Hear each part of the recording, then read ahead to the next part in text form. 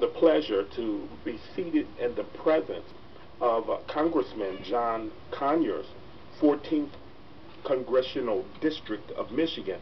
And it's an honor and a pleasure, sir. How are you doing this evening? It's so great to be with you, my brother. Yes, I'm glad to. Happy to talk with you, to see you again, to congratulate you on the great work you're doing in the media. Thank you so much. And to encourage in every way that I can that your listenership continues to grow.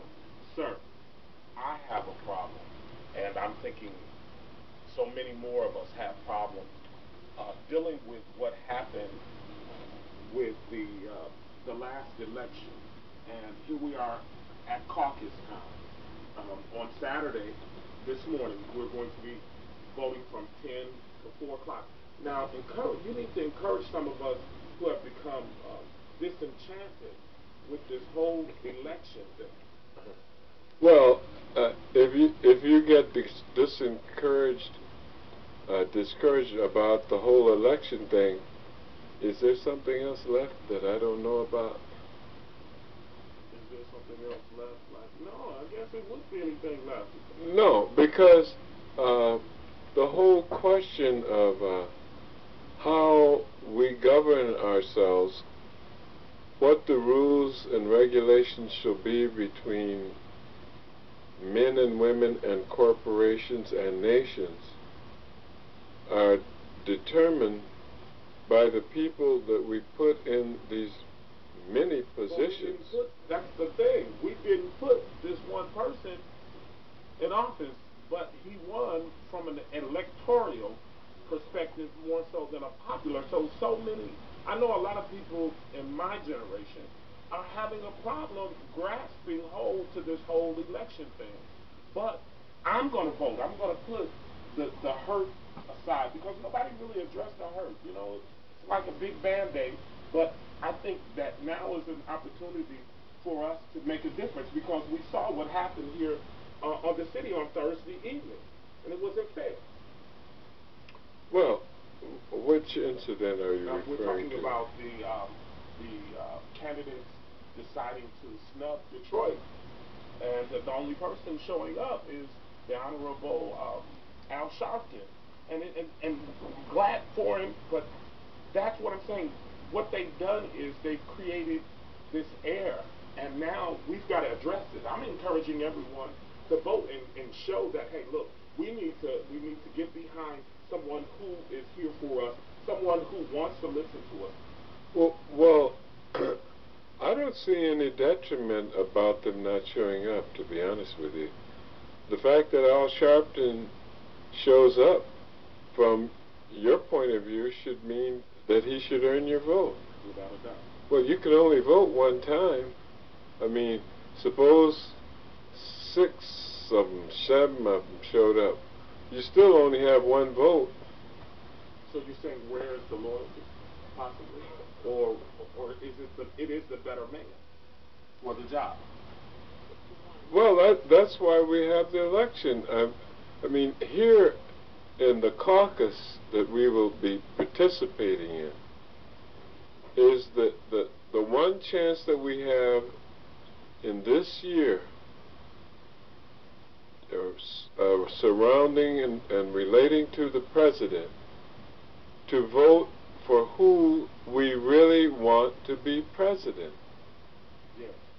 Now, but we voted for who we wanted in 2000. Well, yeah. Most of the urban America voted for a candidate that didn't get there based on an electoral process. But when the numbers finally were sorted, we found that this popular thing was right on point, but we missed it. And some young people have become disenfranchised over the last 4 years. Well, some middle-aged people have too. Out there too. But really, doesn't any of our previous experience and philosophy and determination that comes out of the experience of people of color in the United States of America means something to us? I mean, are we so that we could have the opportunity to vote? Yes, it means something. It definitely means something. Even more so today, after looking at the events over the last 4 years, and then to have set in place a form, and then only one of the persons that are saved there in our corner to actually show up and be in our corner. Here we go again. But I know. Well, wait a minute. Look, there were 6 other candidates. Do you know how many states that they're running in? That they still have to go in? Not exactly, but I'm sure there are many. Many. But do you know how many? Do you know how many commitments they have? One person was willing to say, okay, I could have been somewhere else, but I chose to be here, and that's what makes the difference. That's what I'm saying, that really it's an issue for so many of us, and now is the time. Well, shouldn't we support him? Yes, shouldn't we reward him? I've always supported him. Well, let me ask you this. Weren't we going to reward him even if everybody and their brother had showed up? Well, not everybody wants to reward him. And that belongs to our particular ethnic group. I mean, let's be realistic about this thing. Everybody doesn't want to reward him for whatever reason, because I used to think about, I want to be on the winner's side. But I've come to a point now, I just want to be on the right side. Exactly. And not everybody wants to be on the right side. They want to be on the winner's side because they feel that there are perks, there are benefits for being on the winner's side. You know what I would like to do?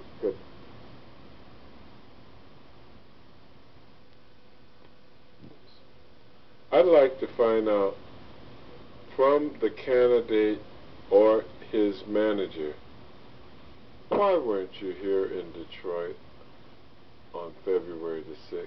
Yeah. Just tell me. Yeah. And I'd like to report it back to you over your program, over your radio. I like that. So that people understand. And I want to tell you in advance that I have a great deal of sympathy for them. This frequently happens to me, if I may make a personal comment. But you've always been there. We know who John Congress is. I know who John. I might have mixed you up once before, but it was from my head and not my heart. We know where you stand. We know that you're in our corner. We understand that. We understand that. There are these other people, these other folk who said they're in our corner, but yet at the same time, you know, we can't see you. Do we need to put a light there? Do we need a spotlight to make sure you're there? And then if the spotlight is there, which it was, and when you look at the paper today, you see 4 chairs and 1 person, and everybody else going to lunch or whatever. I don't know what it said. I'm just making the joke. But suppose they were legitimately occupied in other campaign endeavors, and like they probably have to do every day, had to choose between suburbia, your invitation. Well, suburbia. You have to choose between suburbia, rural, or urban.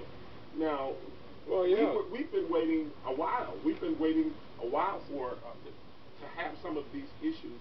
How do you say expound upon? We've been waiting a while to hear what somebody wants to do or what they plan to do with urban America. We don't want to leave the cities. Many of us, I love the city. I'm not going to sell my house. It took me a while to get my house. Now, why would I want to leave my house? You know? But the point is, if you're going to ask me to give you something that's so precious, so many people had to hang from trees, so many people had to lose their blood, and then you're going to just ask me to just, okay, well, I'm here now, and no, there was a date set. And when you break a date, sometimes your date doesn't want to go further. it isn't. But those are questions that we have to answer. Well, that's what I want to do for you. But I would like you to leave open the possibility that some may have perfectly legitimate reasons for being unable to be with us. Well, we're waiting. We're waiting. And maybe if we watch the national news coverage, we'll get some answers. Or maybe we won't. Maybe we will see candidates discussing issues with people in Iowa and Wisconsin and the other parts of the Midwest. Maybe the Great Thumb State, they, you know, for, I don't want to sound, like I'm bashing, but at the same time, there were some people who wanted some answers, and some people who probably would have gone with a Dean or a Kerry.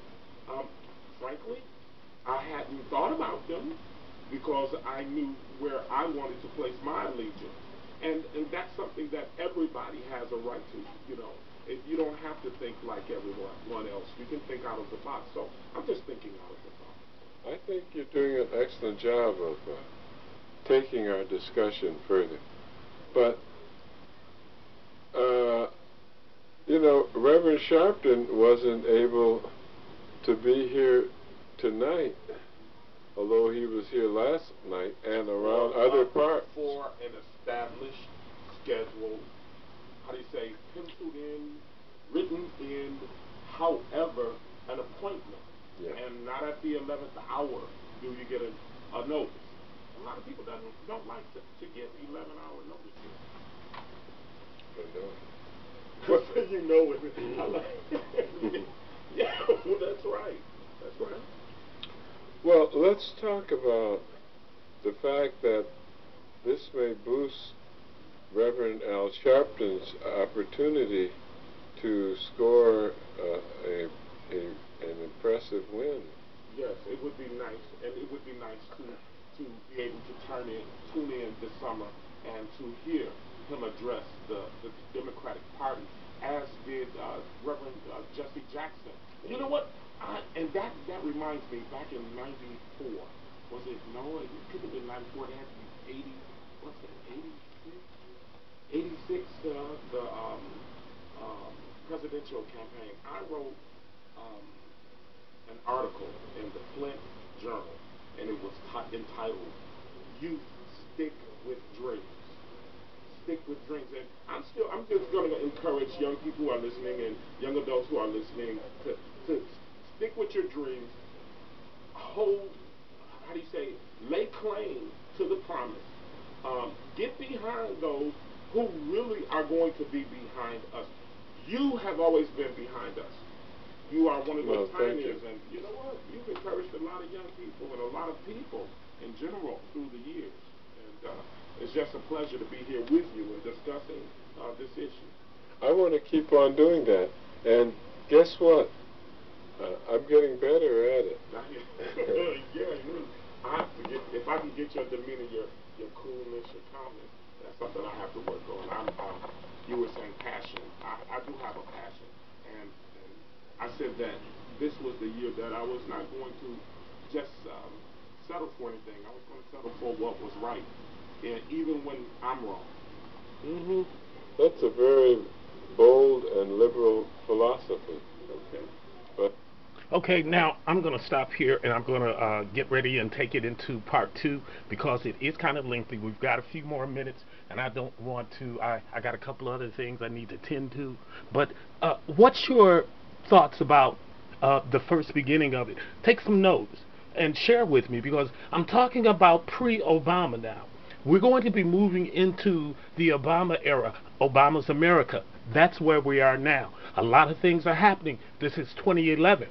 I myself have experienced some things at the end of 2010 coming into 2011. But bless God, I'm still here, just like you are. We're going to make it through this thing, and we're going to be victorious in everything that we encounter this year. So get ready for part 2. And we're going to remember to answer. I'd like to hear what you have to say. This is social media. Check it out and share it.